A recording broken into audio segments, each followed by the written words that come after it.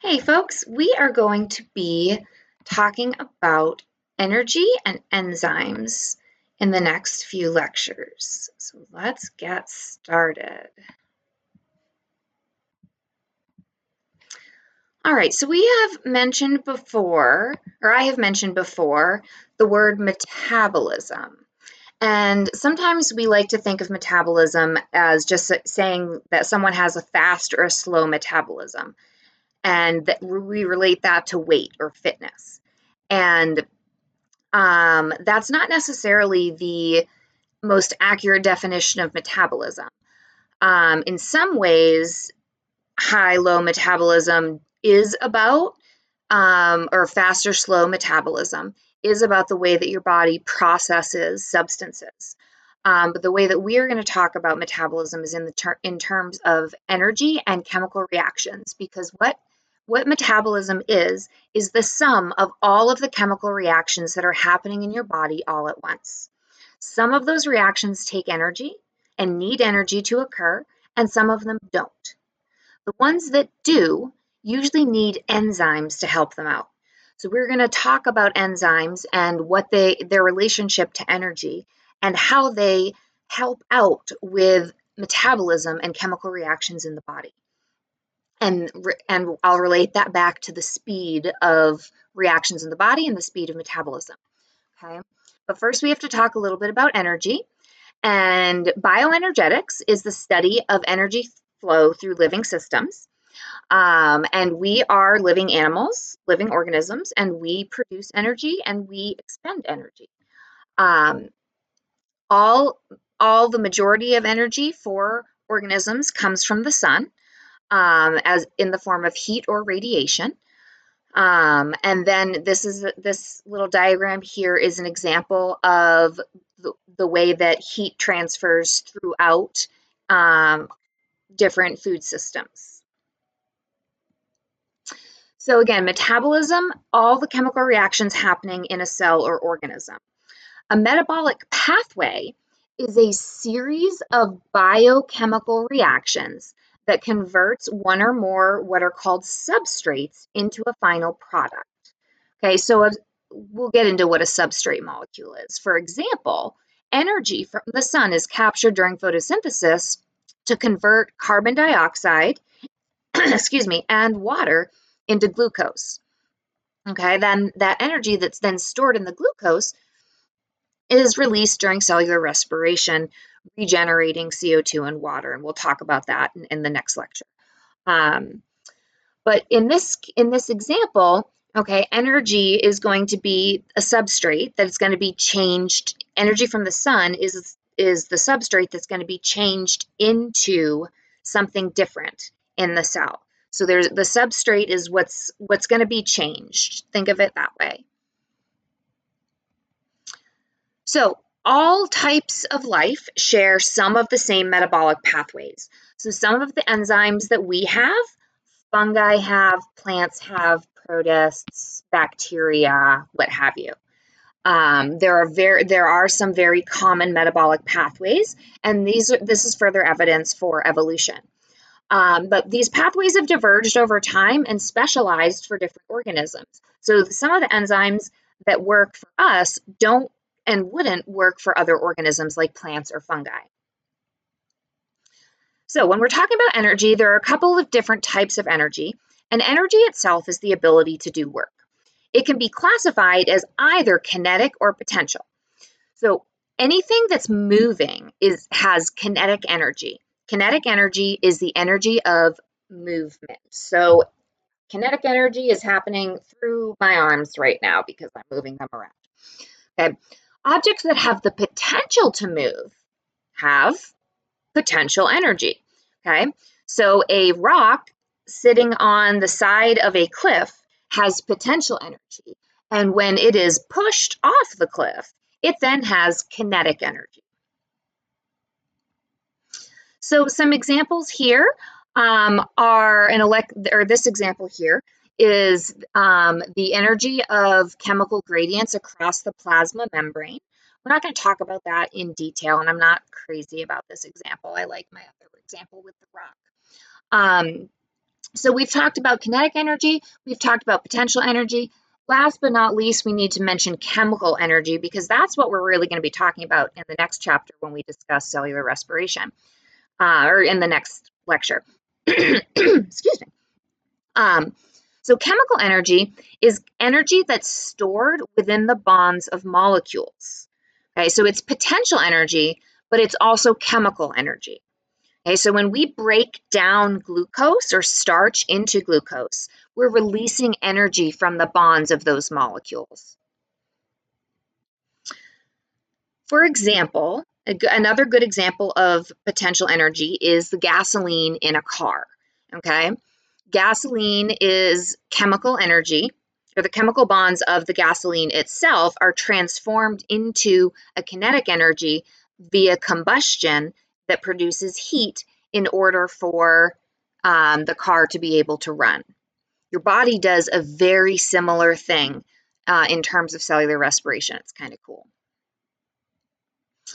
So I mentioned how we were going to talk about energy in relation to enzymes. And how we're going to do that is through discussing activation energy. So activation energy is the energy required for a chemical reaction to happen. Okay. So when we have, let me see this. No.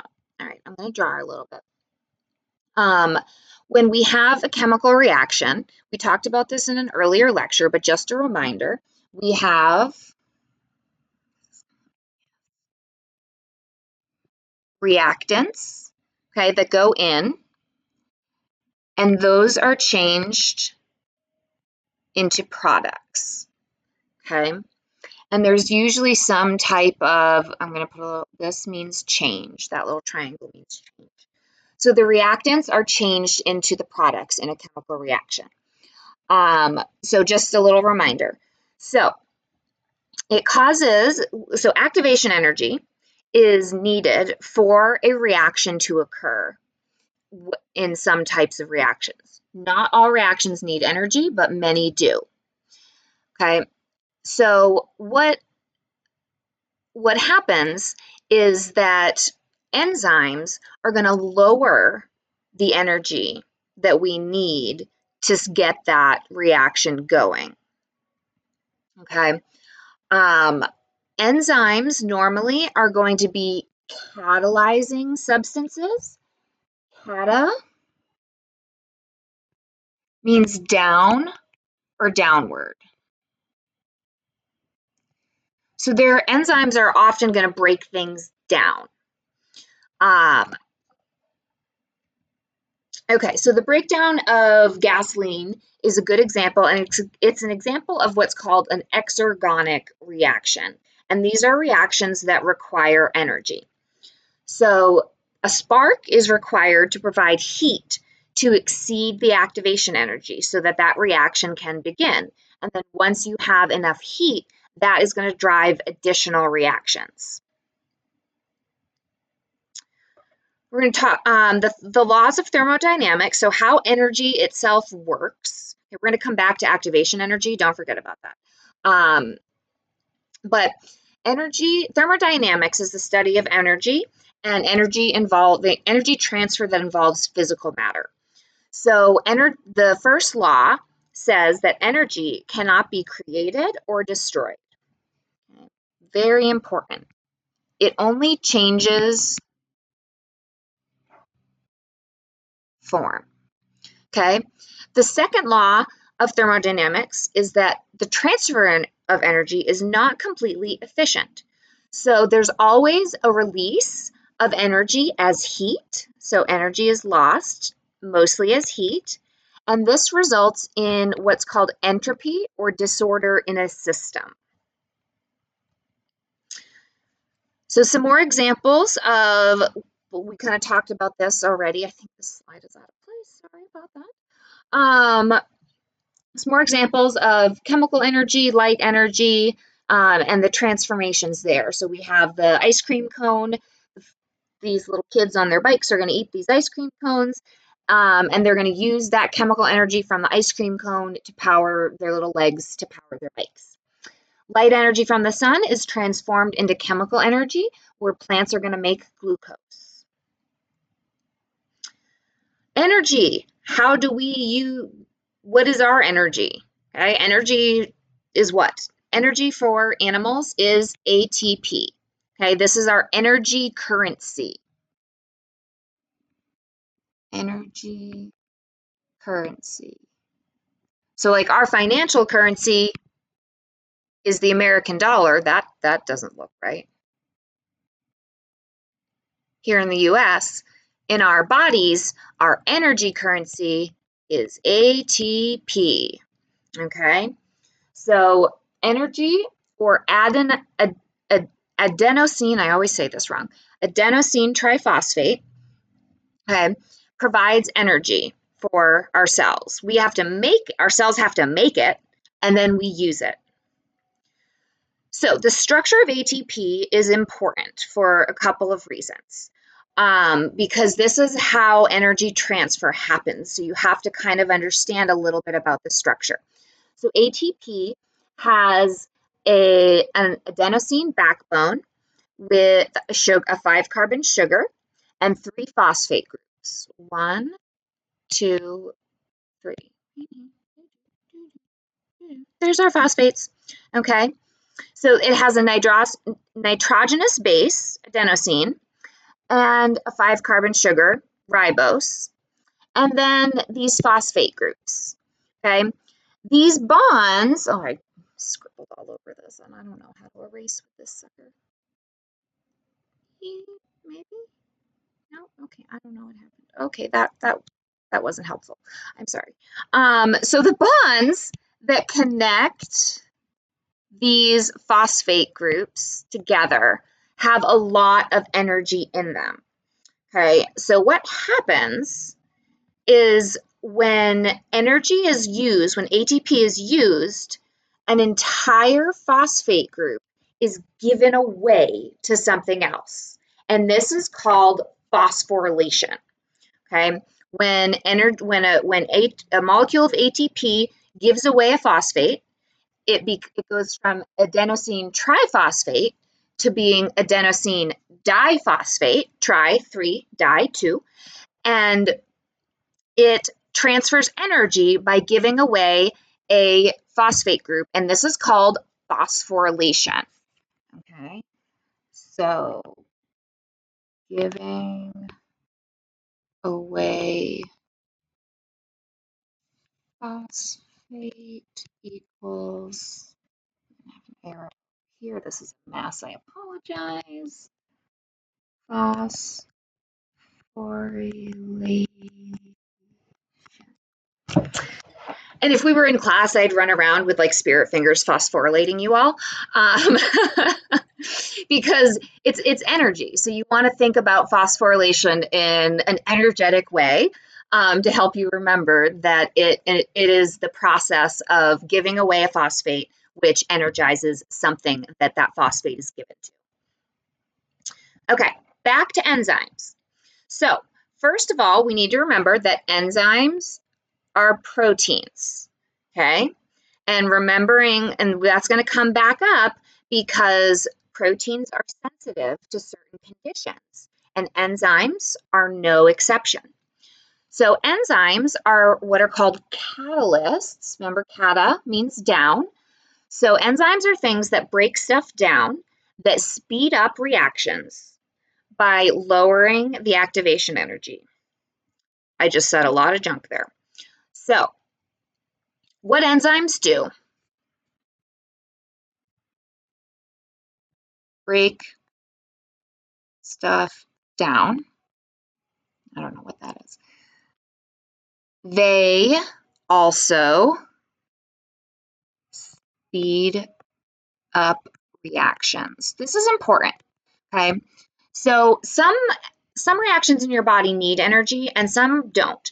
The ones that do, if they don't have enzymes, they would happen too slow to have any biological effect on your body, or they would happen not at all.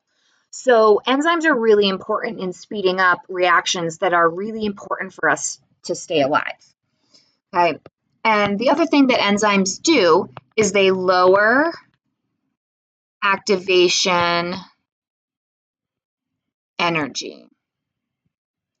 So now we're going to get into this graph here, which looks like a mess with all of these words and arrows, but we're going to break it down. Okay, so I'd like to draw your attention to this first bit here with the solid line. Okay, and on this graph, we have energy increasing on the y-axis and the path to the reaction increasing on the x-axis. So this is the progress of the reaction. So this is start, this is finish. Okay, so when we have a chemical reaction, we have reactants and we have products. Our reactants are in the beginning because they go in. Our products are over here at the end because they come out. Okay, so I want you to think of this, look at this solid line in the graph. That's a very, on the energy level, that's a very steep peak, okay? And the way that chemical reactions work, it's really nice. It's like you have to push a boulder up a hill to be able to start the reaction. So you have to expend energy. So think of this solid line as a hill, and you're pushing a boulder that's really heavy. You're expending energy to push this boulder up a hill. Once you get the boulder to the top of the hill and push it, what happens? Woo! It just goes down the hill and it happens on it, and you don't need to expend any more energy. That's how enzymes work. It's awesome. Okay. So enzymes will take energy to start, and then once they get going, they just go. You don't have to do anything else. There's no more energy necessary. So that's really nice. But this solid line here, that's a really steep hill to climb. That's a lot of energy. And oftentimes our bodies don't have that energy to put into chemical reactions. And that's why we have enzymes. And so what enzymes do, I'm going to now draw your attention to the dotted line in this graph. What enzymes do is they lower the hill.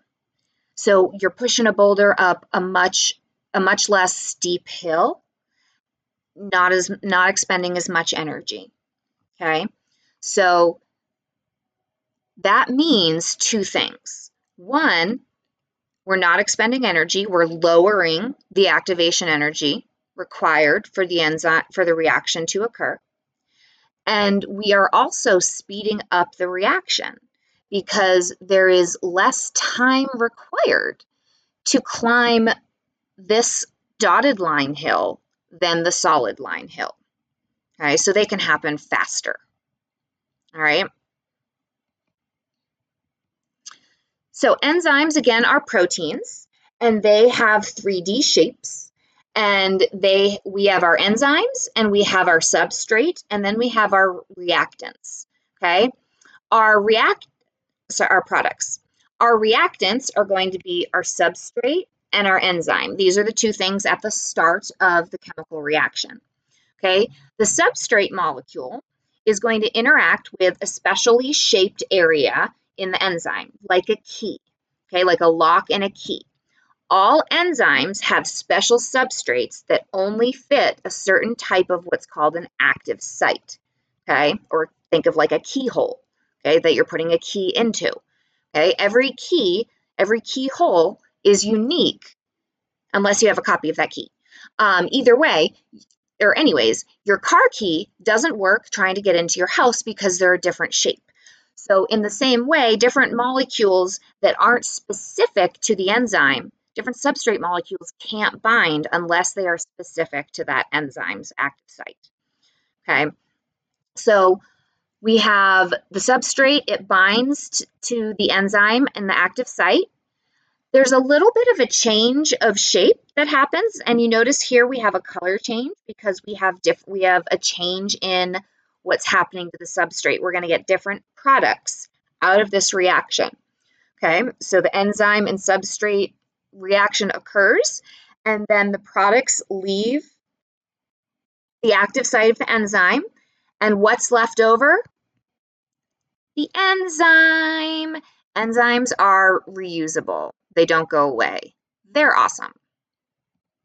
So here's a 3D image of what protein looks like and what an enzyme looks like specifically. So this whole thing is the protein, and then the active site is the red and the blue area, okay? The other thing I want you to remember is that enzymes are reusable. Don't get used up, okay? So even after a reaction occurs, you are left with products and your enzyme, okay? When the substrate binds to the enzyme, it's called induced fit, and that's where we get a little bit of a shape change during the reaction itself. And we like to think of this as a lock and key model, and that's a really great way to think about it. So an example of an enzyme binding here, okay, so we see how there's a little bit of a shape change from this molecule here to this molecule here, or it's the same enzyme, but when that active site is bound by the substrate, there's a little bit of a shape change. Remembering again that enzymes are proteins, okay? So proteins can be slowed down or they can speed up at different temperatures, okay? Or they can be denatured at different temperatures. Their bonds can break at really high temperatures or really low temperatures. They can lose their shape and not work anymore. And pH, okay, too acidic or too basic pHs are going to reduce the ability for the substrate and enzyme to bind, and those are going to slow reactions down.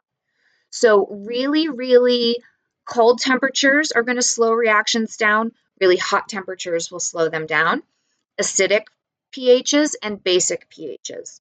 Enzymes like to function for the most part around a pH of 7, but it really depends on the enzyme because you have enzymes in your stomach that function around a pH of 3 or 2 or 3, and that wouldn't work anywhere else in your body.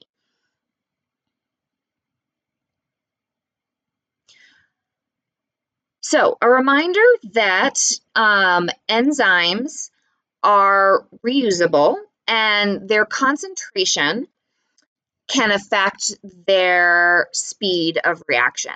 Okay, so think of when you go to a grocery store. Okay, we're not going to the grocery store a whole lot right now, but when you go to the grocery store, there are cash registers that you use to check out, and you go to pick up food or products, and then you leave with food or products. Okay, so think of you are the substrate molecule. Okay, you and what you're buying are the substrate molecule. You step up to the cash register. Okay, there's an interaction or a transaction. Some change occurs in that interaction, exchange of money, and then you leave with products, and the cash register stays behind. So what happens if you have 2 cash registers open and you have 20 people in line? Is that enzyme reaction going to move fast or is it going to move slow? Well, each of those people has to have an interaction and a transaction. So they will not be able to go, the enzyme reaction will not be able to go as fast if there is only a little bit of enzyme and lots of substrate, okay? So if there's only 2 checkout counters open and there's 20 people, that's going to go slow. If there's only a little bit of enzyme and a lot of substrate, your reaction is going to go slow. If you have 20 registers open and 20 people, what's going to happen then? How fast is it going to take you to get out of the store? Or how fast can you get out of the store? Pretty fast. So the more enzyme you have, the faster your reaction goes. And remember that you always leave the cash register behind when you leave the grocery store. So a reminder that our enzymes are reusable. Okay, so we just talked about temperature and pH. That can also modify enzymes. Enzymes are regulated by what are called allosteric inhibitors or allosteric activators. These are going to modify the active site of the enzyme in some way. So inhibitors block the active site, whereas activators are going to modify it so that the substrate wants the enzyme even more. An example of this is how ibuprofen works. It actually denatures an enzyme in the pathway of producing pain signals, or blocks an enzyme, sorry, inhibits. Some enzymes require cofactors, like different types of trace elements. We're not going to talk about feedback inhibition. So there we are, enzymes. We will discard that. Okay, so let me know if you have any questions about enzymes, and I will see you in the respiration lecture.